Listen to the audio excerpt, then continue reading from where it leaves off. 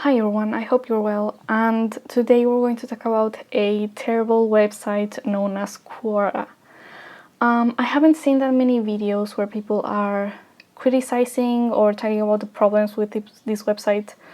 I've seen a couple before, but none of them have a lot of views or anything, so I feel like not a lot of people are talking about how, the issues with this social media website, I guess, or app. I guess they have an app. Obviously, we all know that places like Twitter are terrible and that we don't want to be there. Facebook is always called hell. But today I want to propose that Quora is also hell. So with the end of Yahoo Answers, I think a lot of people might be migrating to Quora instead to look for answers for certain questions that you may have.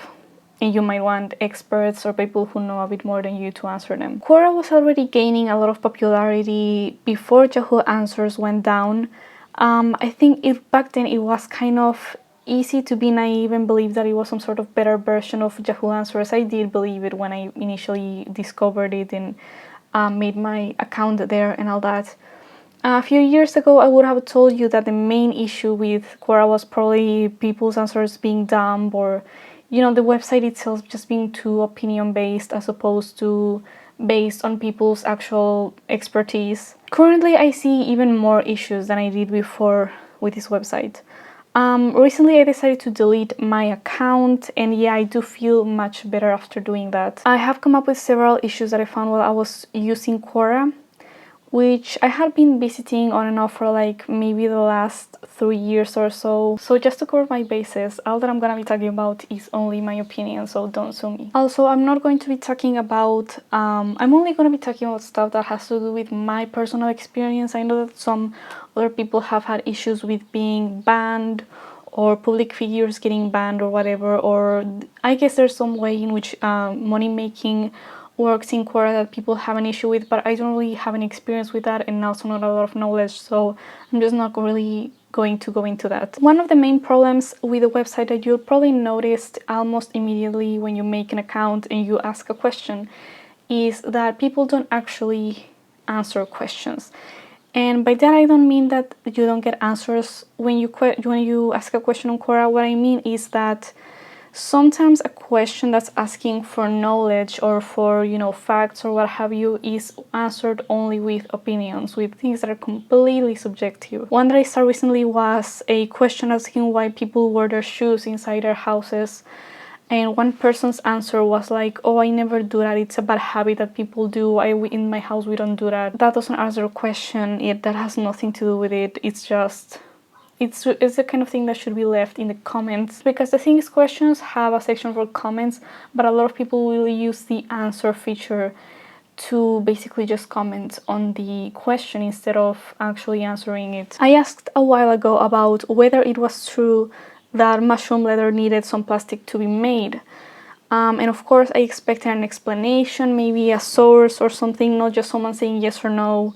Instead, one of the answers, I only got 2 answers. One of them, a guy was going on about vegans. He wasn't remotely answering or attempting to answer anything.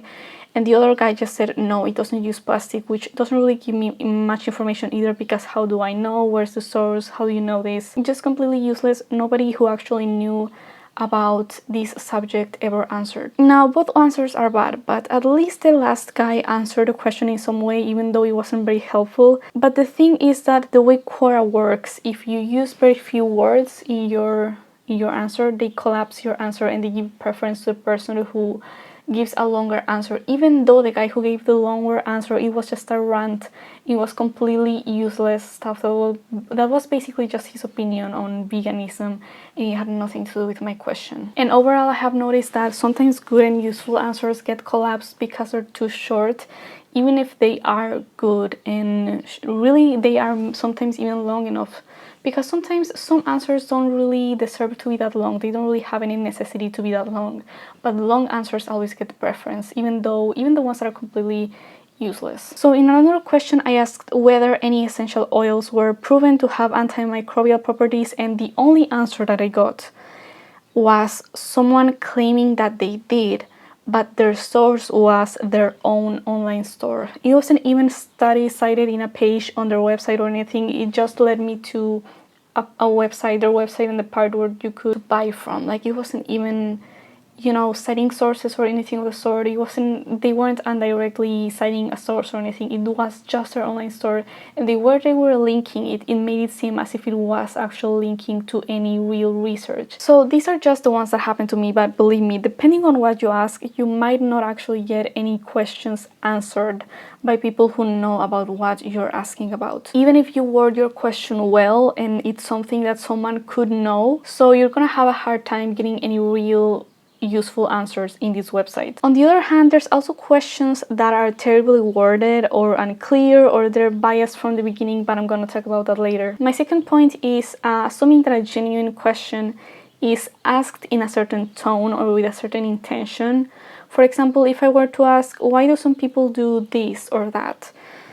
So many people would assume that I have a problem with people who do this and that, or that I have a problem with a certain group of people, or that I'm just trying to complain as opposed to maybe being curious or wanting to understand why something happens. But oftentimes a lot of people will just jump to conclusions on why someone may want to know something or why someone might be curious about something.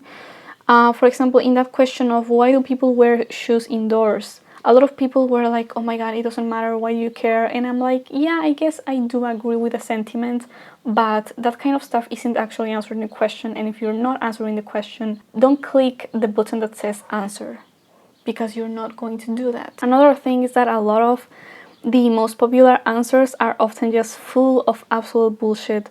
Like, a question will say, what are some interesting facts? And that kind of question is already going to be kind of going nowhere from the beginning. And someone will reply with a list of things that can't be proven or have never been proven or can't even be proven, or things, basically phrases that imply causation, like saying people who eat an orange every day are more likely to be happy, or some completely nonsensical stuff like that. Something of the sort that's just like, that doesn't...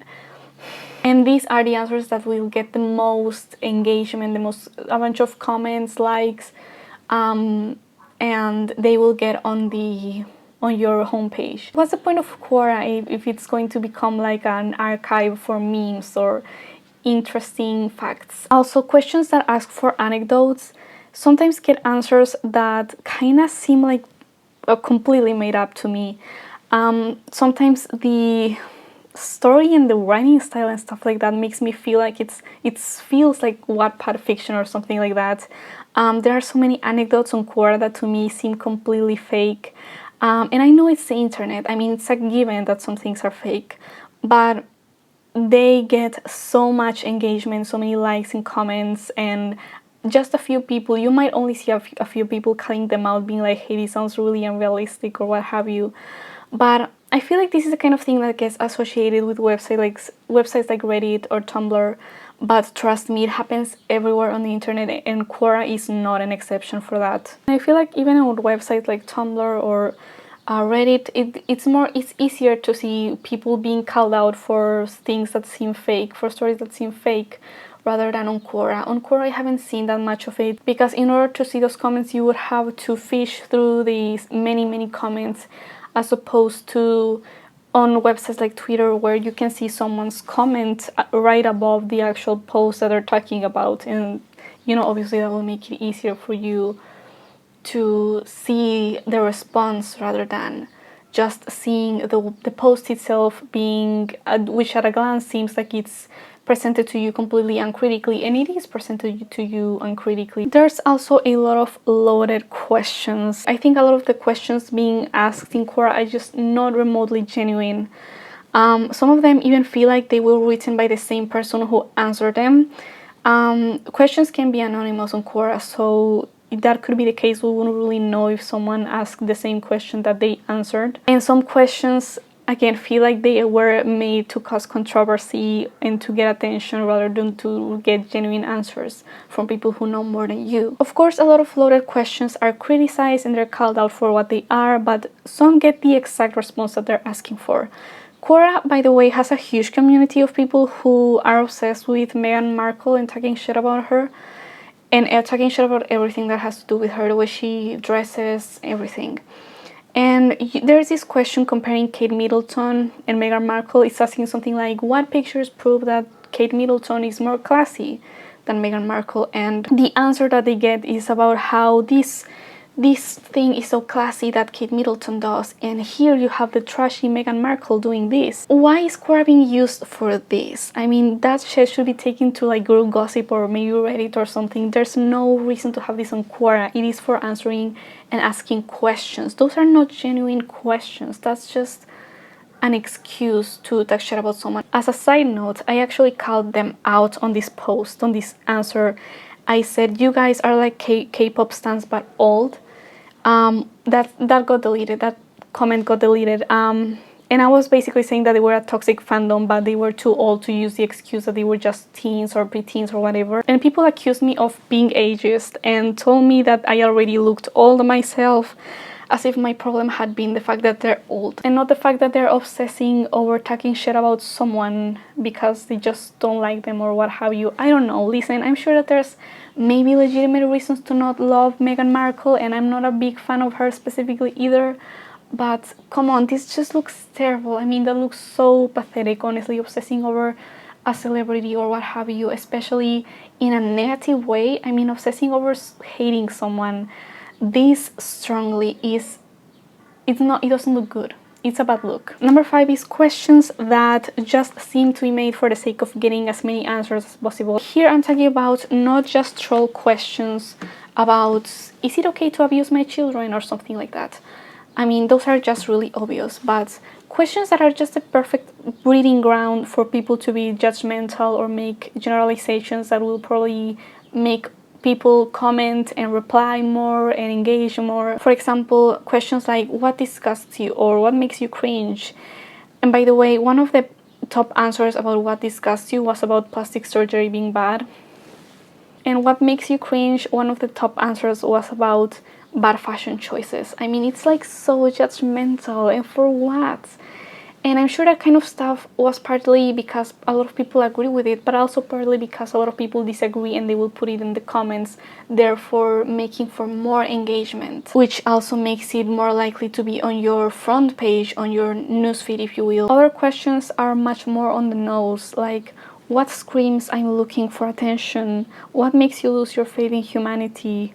A lot of answers aren't even general phenomena, but actual particular cases of real people who maybe did bad things or did things that the author just personally finds bad or cringy or whatever. And it basically becomes and devolves into just mindless gossip.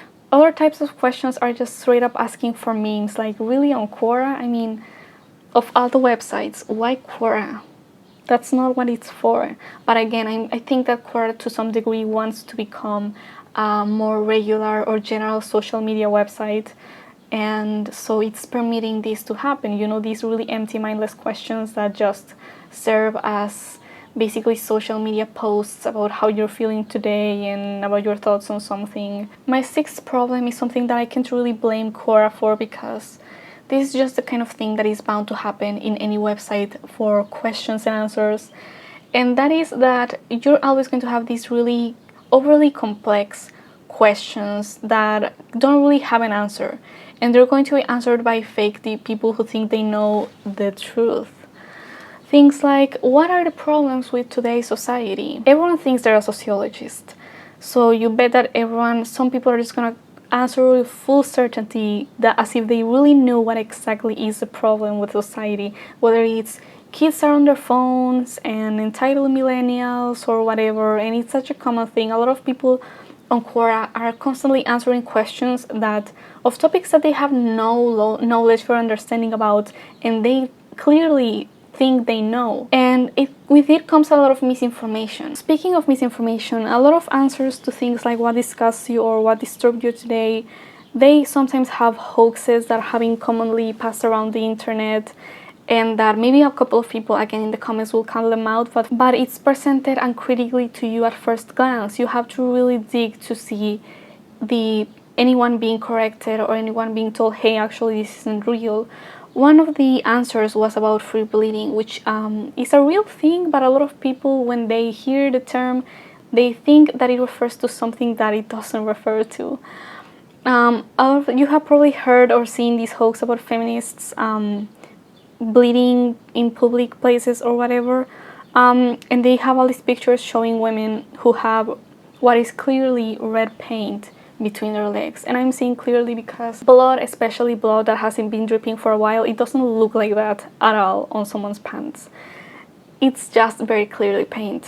What's interesting is that even a couple of people in the comments acknowledge that it's fake, but it's something that could be true. Now, maybe the people who answered with these images and this idea of free bleeding as what discussed you today or whatever, maybe they weren't ill-intentioned and they honestly believed that this was a real thing that was happening somewhere around the world, or commonly happening once in a while around the world or whatever. But the person who gave this answer maybe was just naive and took the whole thing at face value, but that doesn't change the fact that it is misinformation, and it's still up there and it's being presented and being recommended, and the algorithm is just presenting these things to you because they have a lot of engagement, not because any of this is particularly useful or true or even necessarily interesting. There's also this question about yelling at children by someone who is basically just answering on experience, and they say on opinions and feelings alone. And they managed to not raise a single good argument for what they propose, for why it's okay to yell at your children sometimes. Not any studies, not any good arguments or anything. Just opinions and personal experiences that justify yelling at children.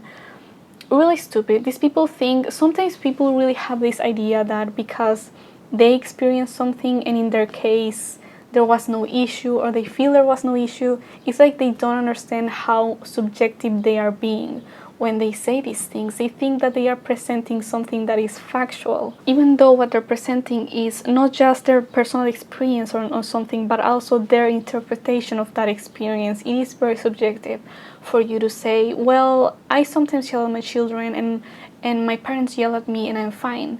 Well, of course you think that you're fine, and you might consider yourself to be fine even if you aren't.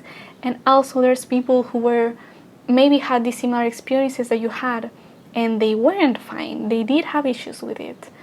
So there's your personal feelings and your experiences. They don't really do much to answer a broader question on whether it is fine or ethical to do something. Also, sometimes the comments are just full of bullshit. Let's look at this post about bad fast fashion prom dresses.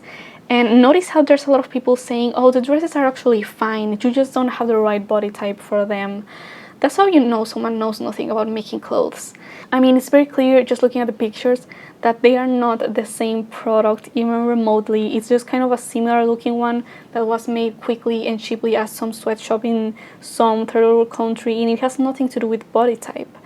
But of course, people who know that very little are the first ones to speak, and it's very clear in websites like this. And I think the reason why this seems so strongly disappointing to me is because you would expect from a website like this, a website that asks you for your credentials and what you have experience in, what you have knowledge in, you would expect people to be more mindful of what they have knowledge in, what they have experience in, what maybe they don't really have much understanding of, and maybe they don't really have that much room to be talking about. Another thing is sponsored questions and answers.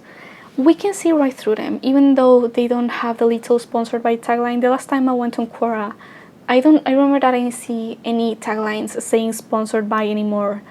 Which were there before even some months ago. You could see, I mean, they were kind of hidden, but you could see that it says sponsored by XYZ in some answers, especially ones mentioning a product, obviously. I remember not seeing these taglines on questions and answers, on answers specifically, that seemed very sponsored. There was this one question about Halle Berry, and it was a question about how she managed to be so young looking despite her age.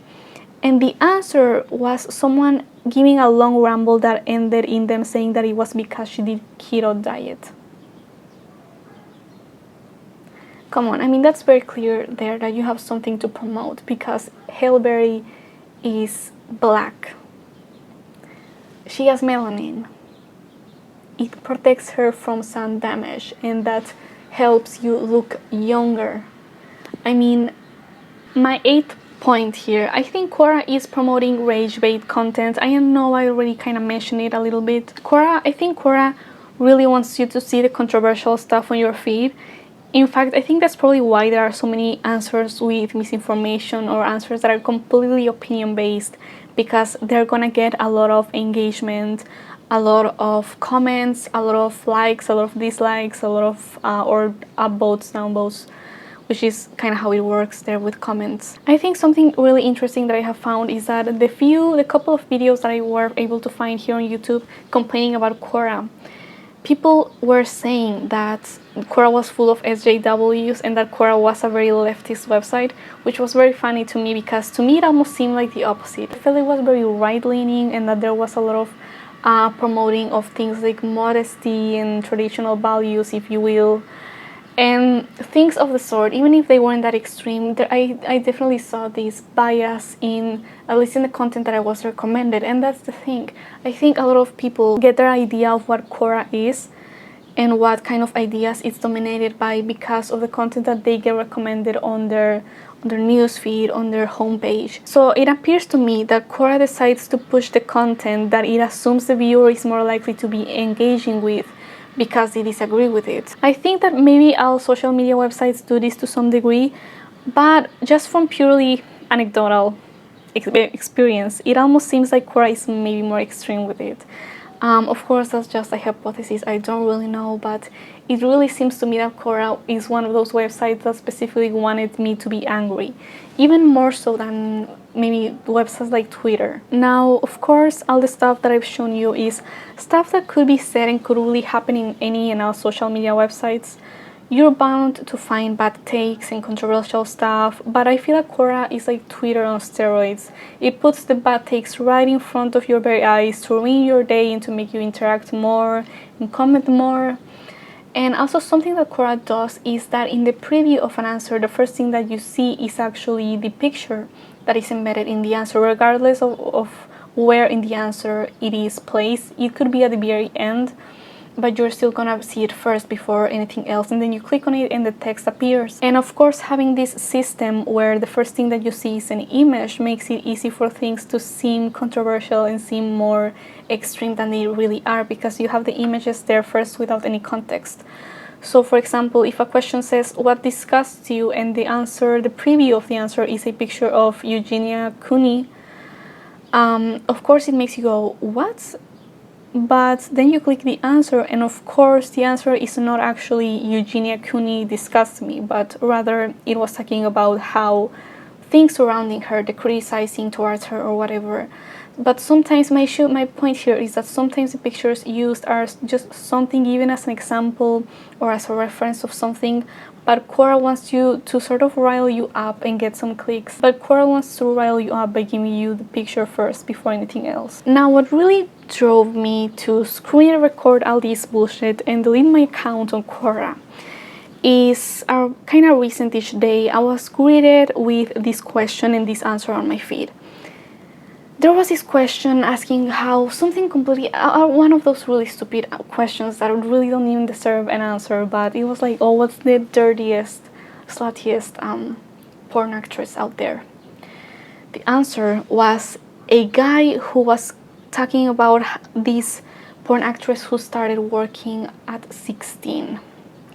He was calling her slutty and sleazy for being a porn actress while underage. His point wasn't, calling out a problem with the industry or anything like that. In fact, people on the comments, some of them called him out and said, hey, how can you call her sleazy if she was underage? I mean, she barely understood the real consequences of what she was doing.